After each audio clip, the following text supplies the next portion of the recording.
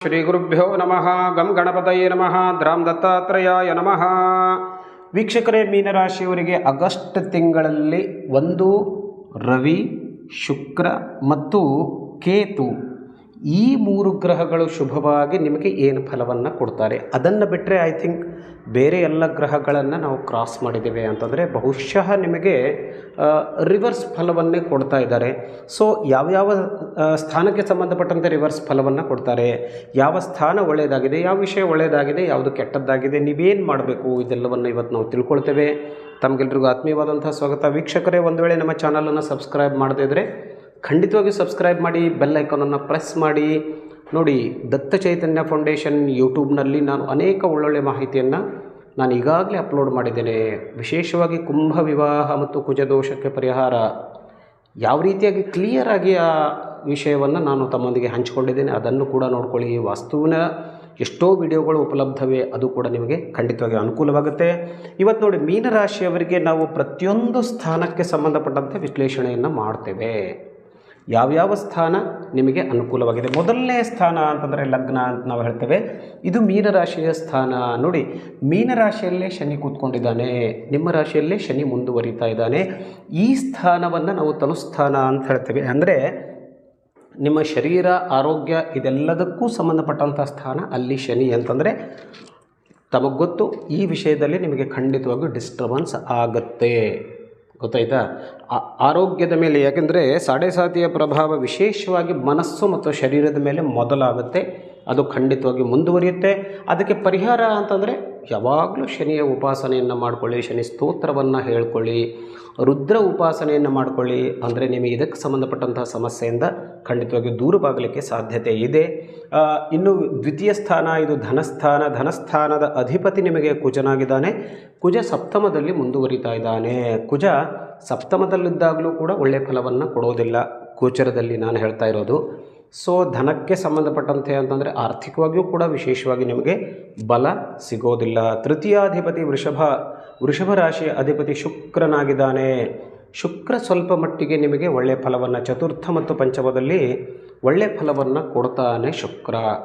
ತೃತೀಯಾಧಿಪತಿ ಇರೋದರಿಂದ ನೋಡಿ, ಅಂದರೆ ಇಲ್ಲಿ ಈ ಒಂದು ಎರಡು ಸ್ಥಾನಕ್ಕೆ ಸಂಬಂಧಪಟ್ಟಂಥ ತೊಂದರೆಯನ್ನು ಈ ಸ್ಥಾನ ನಿಮಗೆ ಸ್ವಲ್ಪ ಮಟ್ಟಿಗೆ, ಅಂದರೆ ಇದು ತೃತೀಯ ಸ್ಥಾನ ಅಂತಂದರೆ ಪರಾಕ್ರಮ ಸ್ಥಾನ ಅಂತ ಹೇಳ್ಬೋದು, ಬಂಧು ಸ್ಥಾನ ಅಂತ ಹೇಳ್ಬೋದು, ನಿಮ್ಮ ಮಿತ್ರ ಸ್ಥಾನ ಅಂತ ಹೇಳ್ಬೋದು. ಅಂದರೆ ನೀವು ಯಾವುದೇ ಸಂಕಷ್ಟದಲ್ಲಿದ್ದರೂ ಕೂಡ ನಿಮಗೆ ಸ್ವಲ್ಪ ಮಟ್ಟಿಗೆ ಸಹಾಯ ಹೊರಗಡೆಯಿಂದ ಸಿಗುತ್ತೆ.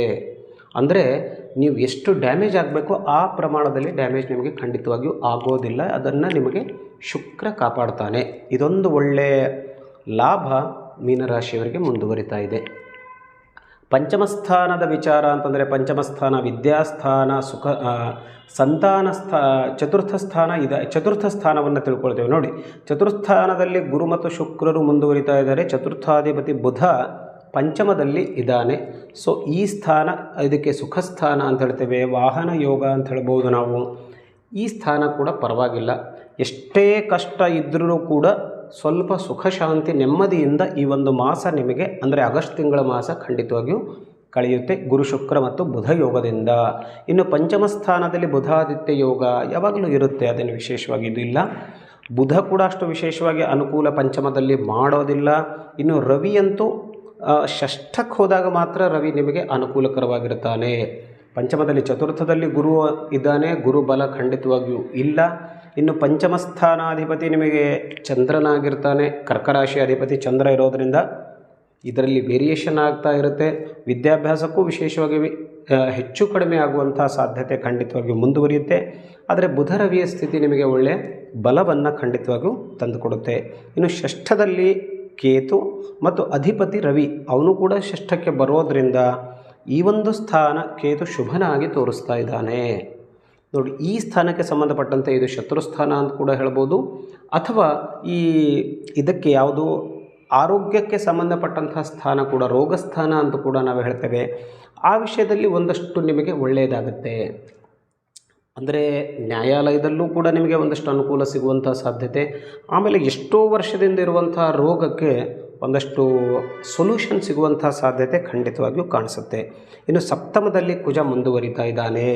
ಸಪ್ತಮದ ಅಧಿಪತಿ ಬುಧ, ಆತನೂ ಕೂಡ ಚೆನ್ನಾಗಿಲ್ಲ, ಮತ್ತು ಸಪ್ತಮದಲ್ಲಿ ಕುಜ, ಈ ಒಂದು ಸ್ಥಾನ ಕೂಡ ನಿಮಗೆ ದೂಷಿತವಾಗಿದೆ. ಅಂದರೆ ಸಪ್ತಮ ಸ್ಥಾನ ಅಂತ ಹೇಳಿದ್ರೆ ಜಾಯಾಸ್ಥಾನ ಅಂತ ಹೇಳ್ತೀವಿ ನಾವು, ಪತಿ ಪತ್ನಿಯ ಸ್ಥಾನ, ದಾಂಪತ್ಯ ಜೀವನದ ಸ್ಥಾನ. ಅಲ್ಲಿ ಕುಜ ಕೂತ್ಕೊಂಡಾಗ ನಿಮ್ಮಿಬ್ಬರ ಮಧ್ಯೆ ಖಂಡಿತವಾಗಿ ಮೇಲಿಂದ ಮೇಲೆ ಜಗಳವನ್ನು ಮಾಡಲಿಕ್ಕೆ ಪ್ರಯತ್ನವನ್ನು ಮಾಡ್ತಾನೆ ಕುಜ. ಈ ಒಂದು ಸ್ಥಾನದಲ್ಲಿ ಸ್ವಲ್ಪ ಕೇರ್ಫುಲ್ ಆಗಿರಿ, ಈ ವಿಷಯದಲ್ಲಿ ನಿಮಗೆ ಲಕ್ಷ್ಯದಲ್ಲಿರಲಿ. ಇನ್ನು ಅಷ್ಟಮ ಸ್ಥಾನ ತುಲಾ ರಾಶಿಯಾಧಿಪತಿ, ಇಲ್ಲಿ ಯಾವುದೇ ರೀತಿಯ ಒಂದು ಗ್ರಹಗಳು ಇಲ್ಲ.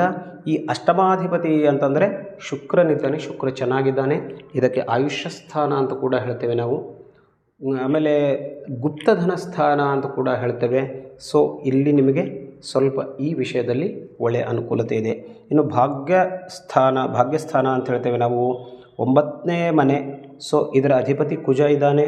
ಸೊ ಆತ ಸಪ್ತಮದಲ್ಲಿ ಮುಂದುವರಿತಾ ಇದ್ದಾನೆ, ವಿಶೇಷವಾಗಿ ಬಲ ಇಲ್ಲ, ಮಾಡುವಂಥ ಕೆಲಸಗಳು ಅರ್ಧದಲ್ಲಿ ನಿಲ್ಲುವಂಥ ಸಾಧ್ಯತೆ, ಭಾಗ್ಯಸ್ಥಾನಕ್ಕೆ ತೊಂದರೆಯನ್ನು ಉಂಟು ಮಾಡುವಂಥ. ಆಮೇಲೆ ದಶಮ ಸ್ಥಾನ ಅಂತಂದರೆ ಕರ್ಮಸ್ಥಾನ ಅಥವಾ ಉದ್ಯೋಗ ಸ್ಥಾನ ಅಂತ ಹೇಳ್ತೇವೆ. ಅಧಿಪತಿ ಗುರು ಇದ್ದಾನೆ. ಸೊ ಗುರು ದಶಮಾಧಿಪತಿ ಗುರು ಇರೋದರಿಂದ ಉದ್ಯೋಗದಲ್ಲೂ ಕೂಡ, ಯಾಕಂದರೆ ಗುರು ಬಲ ಇಲ್ಲ, ಸೊ ಗುರುಬಲ ಇಲ್ಲದೇ ಇರೋದರಿಂದ ಉದ್ಯೋಗದಲ್ಲಿ ಅನಾವಶ್ಯಕವಾದಂಥ ಒಂದಷ್ಟು ಸ್ವಲ್ಪ ಕಿರಿಕಿರಿಗಳು ಉಂಟಾಗುವಂಥ ಸಾಧ್ಯತೆ. ನಿಮ್ಮ ಮೇಲಿನ ಅಧಿಕಾರಿಗಳಿರ್ಬೋದು ಅಥವಾ ನಿಮ್ಮ ಕಲೀಗ್ಸ್ ಇರ್ಬೋದು, ನಿಮಗೊಂದು ಸ್ವಲ್ಪ ಡಿಸ್ಟರ್ಬೆನ್ಸ್ ಮಾಡುವಂಥ ಸಾಧ್ಯತೆ ಖಂಡಿತವಾಗಿಯೂ ಇರುತ್ತೆ. ಇನ್ನು ಏಕಾದಶ ಸ್ಥಾನ ಅಂತಂದರೆ ಲಾಭಸ್ಥಾನ ಅಂತ ಹೇಳ್ತೇವೆ ನಾವು. ಲಾಭಾಧಿಪತಿ ಮಕರ ಕುಂಭದ ರಾಶಿಯ ಅಧಿಪತಿ ಶನಿ ಇದ್ದಾನೆ. ಆತನೇ ಲಗ್ನದಲ್ಲಿ ಮುಂದುವರಿತಾ ಇದ್ದಾನೆ, ಅಂದರೆ 1ನೇ ಸ್ಥಾನದಲ್ಲಿ ಇದ್ದಾನೆ. ಸೊ ಲಾಭ ಯಾವಾಗಲೂ ಅಷ್ಟೇ, ಮೀನರಾಶಿಯವರಿಗೆ ಲಾಭ ಬರಬೇಕು ಅಂತಂದರೆ ಶನಿಯ ಸಂಬಂಧ ಬಂದಾಗ ನಿಧಾನವಾಗಿ ಬರ್ತಾ ಇರುತ್ತೆ. ನೀವೆಷ್ಟು ಎಕ್ಸ್ಪೆಕ್ಟೇಷನ್ ಮಾಡ್ತಿರೋ ಅಷ್ಟು ಎಕ್ಸ್ಪೆಕ್ಟೇಷನ್ ಖಂಡಿತವಾಗಿಯೂ ಆಗೋದಿಲ್ಲ. ಯಾಕೆಂದರೆ ಅದರಲ್ಲೂ ಲಾಭಾಧಿಪತಿ ಶನಿ ಒಳ್ಳೆಯ ಸ್ಥಾನದಲ್ಲಿ ಮುಂದುವರಿತಾ ಇಲ್ಲ. ಸೊ ಇದಕ್ಕೆ ಸಂಬಂಧಪಟ್ಟಂಥ ತೊಂದರೆ ಖಂಡಿತವಾಗಿಯೂ ಇರುತ್ತೆ. ಬಹಳ ಎಕ್ಸ್ಪೆಕ್ಟೇಷನ್ ಮಾಡ್ಕೊಳ್ಬೇಡಿ. ಇದ್ದಂಥ ವ್ಯಾಪಾರ ಉದ್ಯೋಗದಲ್ಲಿ ಇದ್ದದ್ದನ್ನು ಮೇಂಟೈನ್ ಮಾಡ್ಕೊಂಡು ಹೋದರೆ ಖಂಡಿತವಾಗಿ ಒಳ್ಳೆಯದಾಗುತ್ತೆ. ನೋಡಿ, ಇದು ಕೂಡ ಒಂದು ಮೇಜರ್ ತೊಂದರೆ ನಿಮಗೆ. ಕುಂಭರಾಶಿಯಲ್ಲಿರುವಂಥ ರಾಹು, ಅಂದರೆ ವ್ಯಯಸ್ಥಾನದಲ್ಲಿ ರಾಹು ಮುಂದುವರಿತಾ ಇದ್ದಾನೆ. ಅನಾವಶ್ಯಕವಾಗಿ ಎಲ್ಲೋ ದುಡ್ಡನ್ನು ಇನ್ವೆಸ್ಟ್ಮೆಂಟ್ ಮಾಡಿಸ್ಬಿಟ್ಟು ಅದನ್ನು ವಾಪಸ್ ಬರದೇ ಇರುವಂತೆ ರಾಹು ಮಾಡುವಂಥ ಸಾಧ್ಯತೆ ಇರೋದರಿಂದ, ಅನಾವಶ್ಯಕವಾಗಿ ಖರ್ಚು ಮೇಲಿಂದ ಮೇಲೆ ಆಗೋದರಿಂದ ನಿಮ್ಮ ಒಂದು ಧನಸ್ಥಾನ ಅಂತಂದರೆ ಆರ್ಥಿಕವಾಗಿ ಬ್ಯಾಲೆನ್ಸ್ ನಿಮ್ಮದು ಹೆಚ್ಚು ಕಡಿಮೆ ಆಗುವಂಥ ಸಾಧ್ಯತೆಯನ್ನು ರಾಹು ಕ್ರಿಯೇಟ್ ಮಾಡ್ತಾನೆ. ಸೊ ಹಾಗಾಗಿ ಭಾಳ ಕೇರ್ಫುಲ್ ಆಗಿರಿ. ಸ್ವಲ್ಪ ನೀವು ಎಲ್ಲ ವಿಷಯದಲ್ಲೂ, ಅದರಲ್ಲೂ ಶನಿಯ ಉಪಾಸನೆಯನ್ನು ಮುಂದುವರಿಸಿ ಮತ್ತು ಗುರು ಉಪಾಸನೆಯನ್ನು ಮುಂದುವರಿಸಿ. ಇಷ್ಟು ಮಾಡಿದ್ದಾದರೆ ಇಲ್ಲಿರುವಂಥ ಒಂದೇನು ನೆಗೆಟಿವ್ ಎಫೆಕ್ಟ್ಸ್ ಇದೆ ಅದು ಖಂಡಿತವಾಗಿಯೂ ನಿಮಗೆ ಕಡಿಮೆ ಆಗುತ್ತೆ. ಮತ್ತು